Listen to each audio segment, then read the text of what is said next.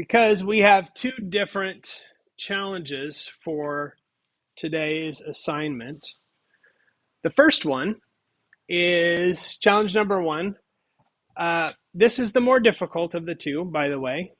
So when you're weighing which one you want to tackle, this is by far the more difficult. Several students have accomplished it successfully, but it is considerably more difficult. And by the way, we'll benefit from what I'm going to share with you all on Monday for Module 13. So recursion, if you want to get into that ahead of time, Module 13 has some keys for working with this. But basically, a web spidering application is what Google uses and what all the search engines use to catalog pages so that when people search for like Monday Night Football, they know what to bring up because they've looked at those pages, and it actually goes through and studies the text and makes a copy of what text is on there and how big it is and how many times you say football and all that stuff. So that's how we come up with search engine rankings. Now, in a typical situation, when you're talking to a web server or when you're using a web page, if I type www.myspace.com, then my computer sends what's called a request to the MySpace server. MySpace server says, do I have that file? Yes, I do. And then it sends back what's called HTML code, hypertext markup language, which is what's in the background of a web page. That HTML code goes back to your computer, where your web browser takes that code and renders it into a visual web page. Okay, so that's the basic process that a web server and a user go through. So in a web spidering application, what you would do is you would give it a starting page. And you would give it a page and you would tell it to follow any links in that domain. So if your domain was www.website.com, then it would follow all the links in that website. Now, you don't want it to follow links off-site, because if it has a link to Google, then it's just going to like spin out and it's just going to start spidering the whole internet. And you probably don't want that unless you are Google. But for this case, we want it to stay local to that, only the pages on that website. But every time it goes to a page, it's going to scan through the HTML of that page and look for something that looks like a web address. Okay, we all know what web addresses look like. http://www, yada, yada, yada. So you're going to use the same kind of thinking that you did in the email assignment to find web addresses. And every web address that has that domain in it, it's going to follow. And it'll repeat the same process. Scan through the page. If there's no links, then it's done. It just catalogs that page. If there is links on that page, then after it finishes, it will follow those links. Okay? So the tricky thing about this assignment is, how do you keep track of what links it's visited? How do you keep track of what links it still needs to visit? As you discover new links on pages, what do you do with them?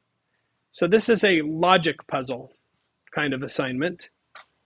And there's a lot of thinking through how do you keep track of something like that. Now, to accomplish this assignment, you are going to need a little bit of what you might call a cheat code. Okay. So this is your cheat code here. And here's the page that we're going to start with. It's a page on my website that I've created specifically for this assignment that has a limited number of links to a couple of other pages on my website and a couple of off-site pages to test you out.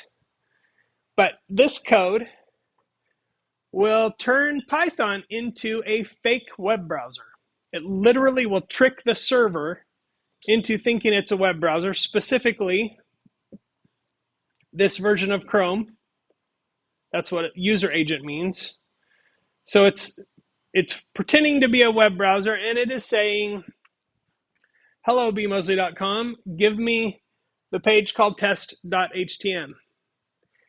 And that will return that into this variable right here, the text of that page, just as if you opened a file on your local computer, and it'll print this out.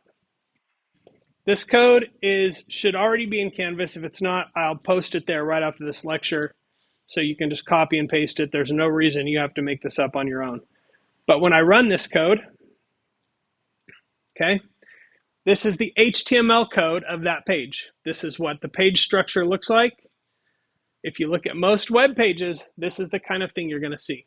Now, this is a very simple web page, right? So if you go to most production level web pages, you're going to see a whole lot more crap than this. I kept this simple on purpose for the purpose of this assignment. But if I go to that same page, okay, there's the page on my web server in a web browser, same page. And if I go to view page source, okay, that should look familiar to you. That's the source code of that page. So this is what gets sent back from the web server to the web browser. And this is what it looks like when the web browser renders it. I know, it's a stunning design. So when I run this code, it does the same thing, pretends to be a web browser, says, hey, give me the code. So then I'm going to look through that code. And it's easy to spot the patterns, right? When there's a link, it starts with these characters. You don't have to know or understand what web page design is all about to see the pattern there.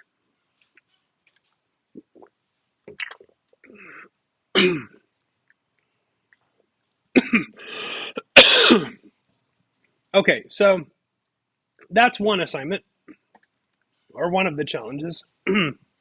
Excuse me, I've been talking too much.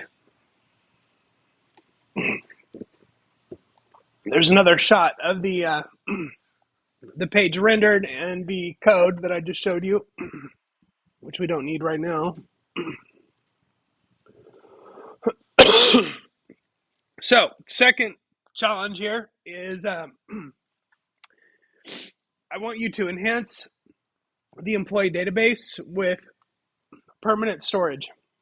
So when somebody adds an employee or deletes an employee from the database, you're going to update a file with that new information.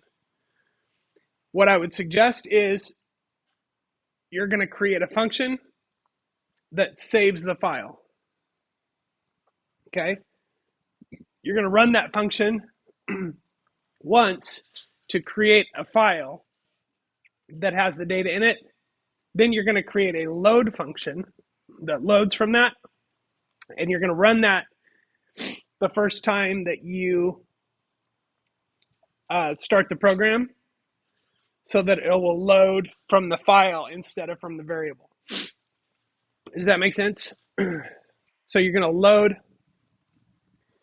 If you create the save function first, then you'll create that file with all the stuff in it. So you have that file now that represents your database. Once you've been successful at that, then you're going to create the load function, and you're going to put that at the top of your program, so that instead of having the dictionary file created, you're going to have that loaded from the database. And this is a clear case where you would want to use pickle. Okay, so I'm going to give you a little bit of a jump start on this one even. I'm going to go back to my fruit stand because everybody knows employees and fruit, they're very similar. I'm going to import pickle. And right now, I'm starting out with creating a dictionary using the old school way of just creating it like this. So the first thing I want to do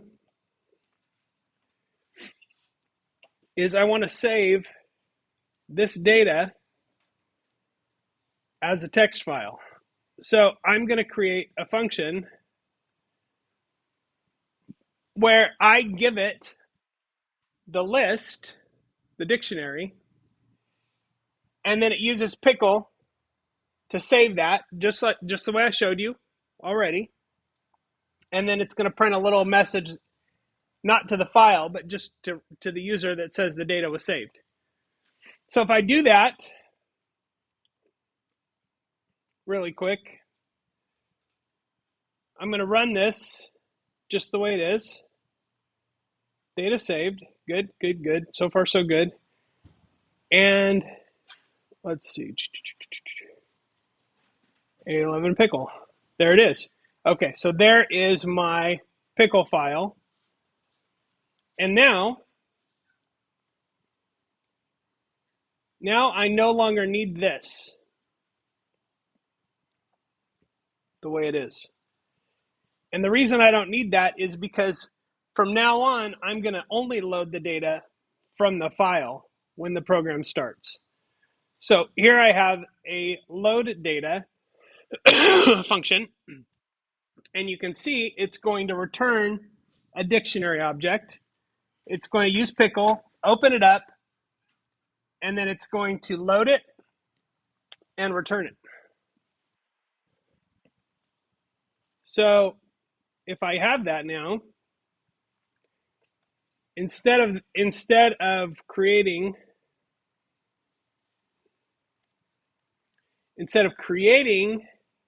the dictionary like this, I'm going to just load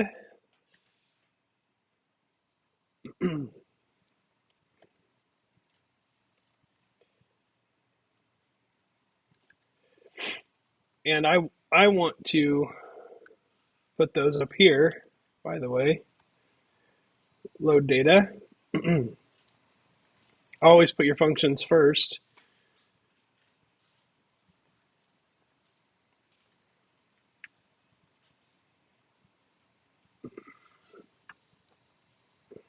And then, so now I can use that load data to load the data and print it out. Okay, so there is my dictionary from the file. So now if I take those, I can then use those in the employee database.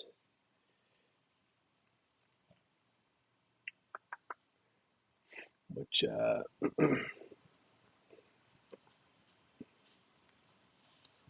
looking for my fruit data.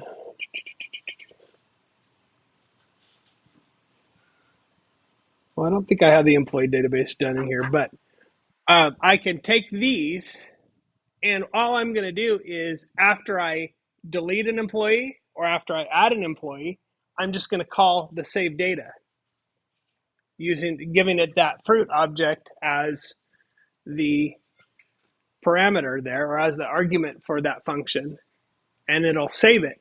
It'll refresh that file with the newest information every time I add or delete an employee. And then I'm going to put a load data at the very beginning instead of defining that dictionary from scratch. Once I have it saved into a file, I'm going to use that instead. So I'm always, every time the program starts up, it loads the data. And then every time I make a change, it saves the data so that if the program crashes or I exit the program, the next time I run the program, it just loads the data from the file again. Okay?